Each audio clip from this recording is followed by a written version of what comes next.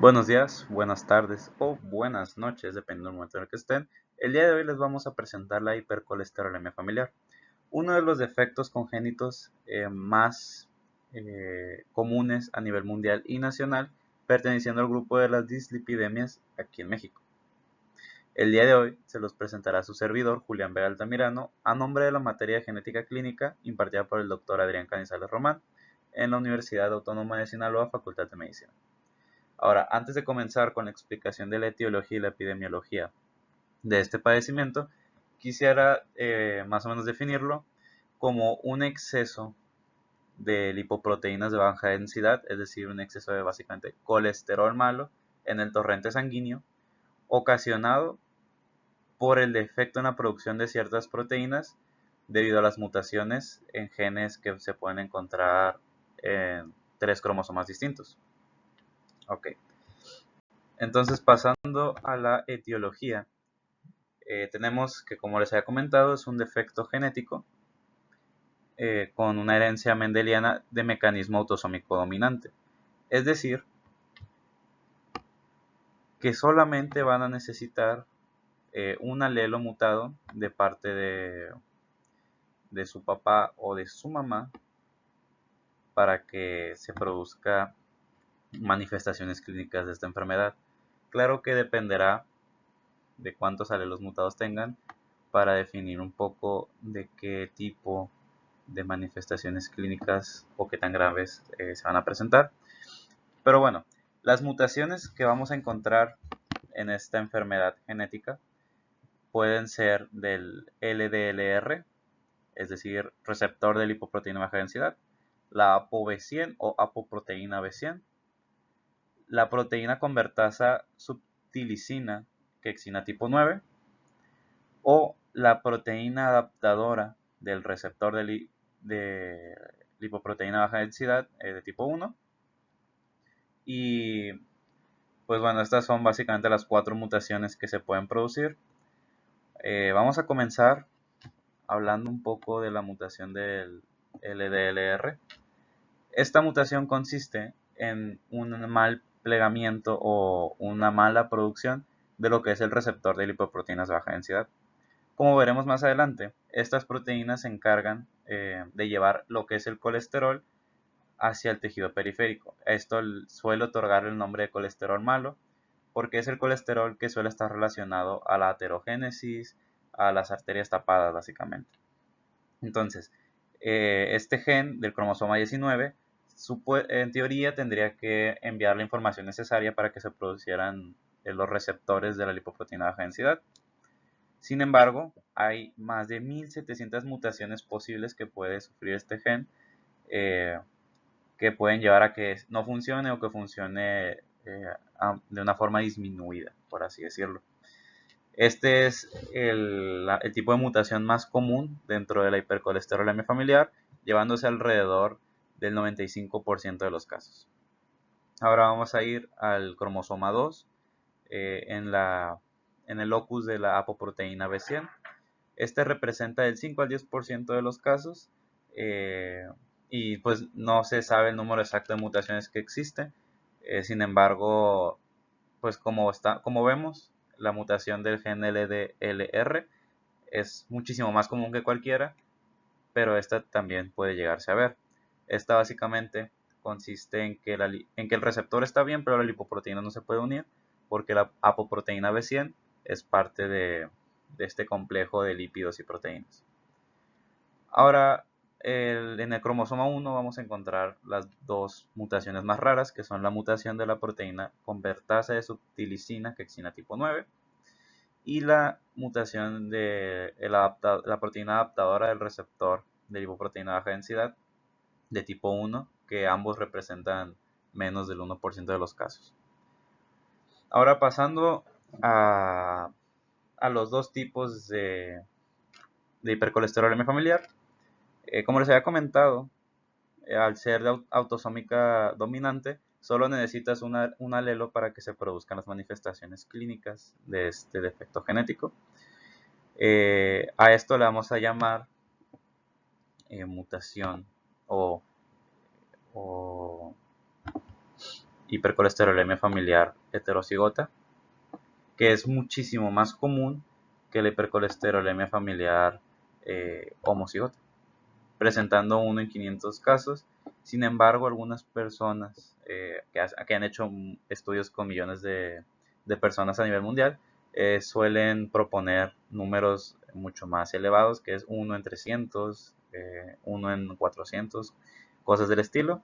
La homocigota siempre se va a mantener con el 1 en 300.000 casos, 1 en 400.000, pues porque es muy raro tener esta mutación. Y bueno, aquí tenemos dos padres con la mutación. Vemos que que hay un 25, un 50%. Si tienen 4 hijos, van a tener un 25% de que sean normales, 25% de que sean heterocigotos y un 25% de que sean homocigotos. Sin embargo, como ya les había comentado, pues es la mutación más rara. Bueno, aquí está la epidemiología de la hipercolesterolemia familiar a nivel mundial. Esta es una enfermedad muy subdiagnosticada, es decir, que los cardiólogos rara vez la toman en cuenta como la causa de una dislipidemia.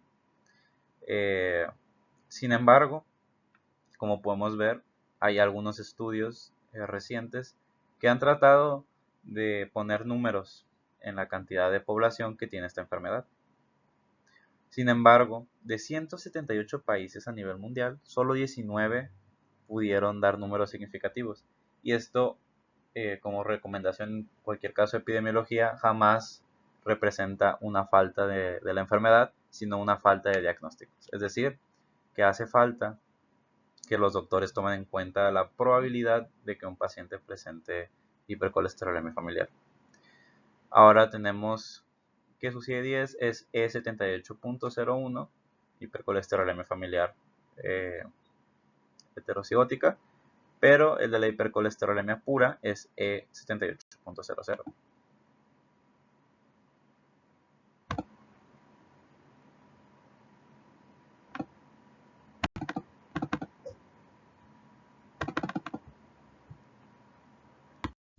Ahora, ¿por qué comenté el CIE-10 de la hipercolesterolemia pura? Bueno, porque en México, desgraciadamente, no existe información específica sobre la epidemiología de la hipercolesterolemia familiar, sino que existe información muy contundente, muy sólida sobre la hipercolesterolemia pura, es decir, niveles excesivos o niveles muy elevados de colesterol en sangre de las personas que participan en las diferentes encuestas que se realizan a nivel nacional. Entonces tenemos que, como les había mencionado, la hipercolesterolemia familiar está en el grupo de las dislipidemias, las cuales frecuentemente son causadas por niveles bajos de lipoproteína de alta densidad o niveles exageradamente altos de triglicéridos. Sin embargo, la hipercolesterolemia va a ser el trastorno genético más frecuente asociado a la enfermedad coronaria prematura, el segundo siendo la hipertrigliceridemia familiar. Ahora, esto es debido a que, como ya he comentado, las altas concentraciones de lipoproteína de baja densidad o LDL desde el nacimiento, porque como se había explicado, pues no se pueden metabolizar. Ahora vamos a hablar un poco de un estudio hecho algunos años atrás, en el que se tomaron dos grupos muestra. Un grupo muestra era personas con hipercolesterolemia que no aportaban hipertensión. Aquí tenemos que de 83.748 personas, el 69% tenía niveles de colesterol muy altos. Ahora hablando de personas con hipercolesterolemia y portadoras de hipertensión, pues el número de muestras es muy bajo, es 3.257, pero aún así se demostró que la prevalencia de niveles exagerados de colesterol es de 30.2. Como había mencionado, la hipercolesterolemia es una causa genética común, sin embargo hay causas secundarias de hipercolesterolemia, entre las cuales encontramos como más importantes a la diabetes mellitus, el consumo excesivo de alcohol, a la enfermedad hepática colestásica, al síndrome nefrótico y a la enfermedad renal. La obesidad suele ser una causa común de hipercolesterolemia, sin embargo, cuando se toma en cuenta como una causa secundaria, pues se pone alrededor del top 9.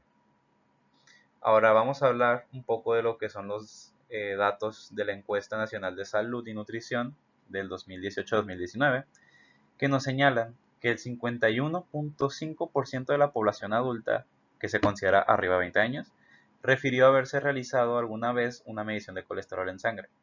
De este 51.5%, el 30.4% reportó resultados de colesterol muy elevado. Eso significa una cantidad enorme de 12.95 millones de adultos con colesterol sérico elevado. Ahora, antes de comenzar con la fisiopatología, el diagnóstico o inclusive el tratamiento de la hipercolesterolemia familiar, quiero comentar un poco de por qué son tan importantes las lipoproteínas. Como saben, los lípidos, los ácidos grasos, son insolubles en el agua y la sangre está hecha principalmente de agua. Casi todos nuestros tejidos y células se componen de agua. Entonces, es necesario que estos lípidos y ácidos grasos vayan unidos a proteínas a través del torrente sanguíneo para llegar, para llegar de una forma normal y fisiológica a los tejidos periféricos del cuerpo. A estas proteínas las vamos a llamar lipoproteínas. El metabolismo de estas lipoproteínas está muy relacionado con el metabolismo de los ácidos grasos, los lípidos, y va a tener tres vías, que es la vía exógena, la vía endógena y el transporte reverso del colesterol. En la vía exógena, que va a ocurrir del intestino a los tejidos periféricos, vamos a encontrar como protagonista a los kilomicrones, que se van a encargar de liberar los triglicéridos hacia los tejidos periféricos, transportándose a través de la linfa, del tejido linfático. Esto va a ocurrir una vez que las sales biliares se combinen con los ácidos grasos que entran al cuerpo, formando kilomicrones, yendo por el tejido linfático hacia la periferia, llegando hasta la sangre y transportando triglicéridos a través del cuerpo y finalmente volviendo hacia el hígado. Luego tenemos la vía endógena. Esta es la vía con más importancia cuando hablamos de hipercolesterolemia familiar, porque en esta los protagonistas van a ser las lipoproteínas de muy baja densidad. Por eso tenemos la V en estos nombres, Very Low Density Lipoprotein. Y esta lipoproteína de muy baja densidad se va a encargar principalmente de enviar triglicéridos a través de los tejidos periféricos usando la sangre. Después se va a transformar en remanentes o también llamados lipoproteínas de densidad intermedia, que finalmente mediante procesos metabólicos se van a transformar en lipoproteína de baja densidad. Estas lipoproteínas de baja densidad van a tener dos funciones. Una es llevar los esteres de colesterol hacia el hígado, donde las células hepáticas las van a absorber y van a producir otros ácidos grasos o van a usarse para producir sales biliares. Y la otra es llevar el colesterol hacia las células periféricas. Finalmente, tenemos el transporte reverso del colesterol. Este es el transporte que incluye al HDL o al colesterol de alta densidad, que se va a llamar colesterol bueno. ¿Por qué le llamamos colesterol bueno? Pues porque en esta vía pues se llama transporte reverso, porque el intestino y el hígado, principalmente el hígado, van a liberar proteínas que, uniéndose a las lipoproteínas de alta densidad discoidales, van a formar lo que son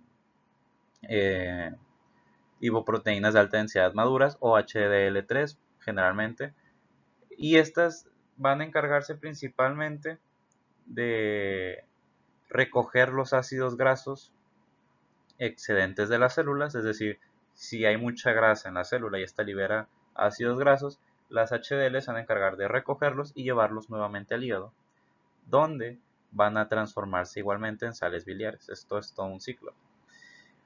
Algunas proteínas importantes suelen ser la lipasa, que está en la lipoproteína lipasa que está en el endotelio, entre otras proteínas que en la sangre se van a encargar de aumentar la cantidad de triglicéridos y colesterol que se absorbe. Ahora, ¿por qué llamamos al LDL colesterol malo? Bueno, porque al momento muchas veces van a escuchar que este se relaciona con la aterogénesis, es decir, que se crea una capa de lípidos que deforma el endotelio al endotelio de las arterias. Esto es porque al momento de haber un exceso de lipoproteína de baja densidad, estas se van a caer en el torrente sanguíneo y eventualmente se van a oxidar, formando lo que es el OX-LDL. El OX-LDL no tiene ninguna función más que ser absorbido por los macrófagos. Los macrófagos tienen receptores Scavenger que van a absorber al OX-LDL y se lo van a comer. Sin embargo, cuando hay un exceso de esta molécula, los macrófagos se van a transformar en células espumosas, es decir, células que se van a estar llenando constantemente de lípidos y esto, como saben, los macrófagos están en el endotelio, pues van a empezar a, si hay un exceso de células espumosas, pues van a empezar a formar el endotelio, creando la capa de ateroma. Ahora, ¿cuál es la composición de las lipoproteínas de baja densidad? Pues son 22% proteínas, la apoproteína 100, como ya he comentado, 22% fosfolípidos, 8% colesterol, 42% esteres de colesterol. Como ven, los esteres de colesterol son la molécula principal de estas lipoproteínas y 6% triglicéridos.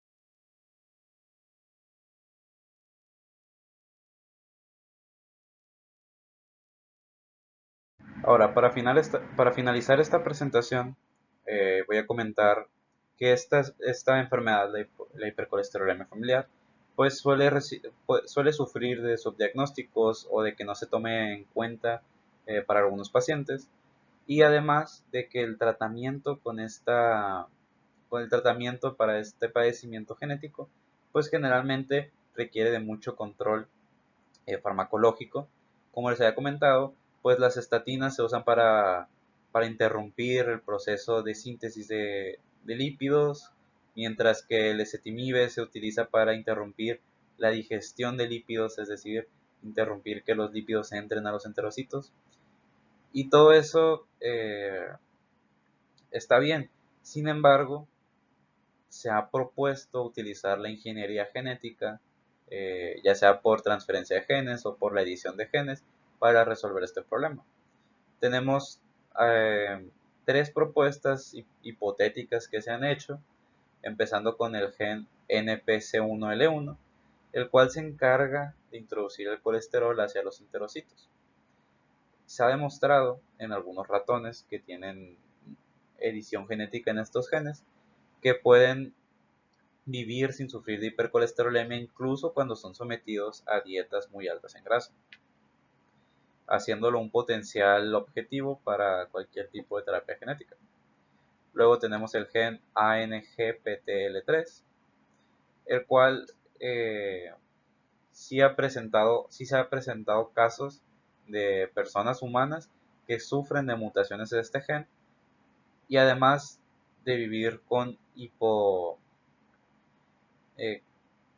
una hipocolesterolemia, es decir, un número muy bajo de colesterol, también han demostrado poder vivir con una vida saludable y normal, por lo que se ha tomado en cuenta también como un posible objetivo terapéutico. Y finalmente tenemos la transferencia genética del gen del receptor de lipoproteína de baja densidad. Como les había comentado, más del 90% de los casos de hipercolesterolemia familiar se causan debido a la deleción o a la mutación de este gen, y si se pudiera eh, transferir, pues resolvería mucho del problema. Se ha probado en células hepáticas in vitro, y pues ha demostrado buenos detalles y ser un buen prospecto eh, como futuro objetivo terapéutico. En fin, esta fue la presentación de hipercolesterolemia familiar. Me despido, mucho gusto y pues tengan buen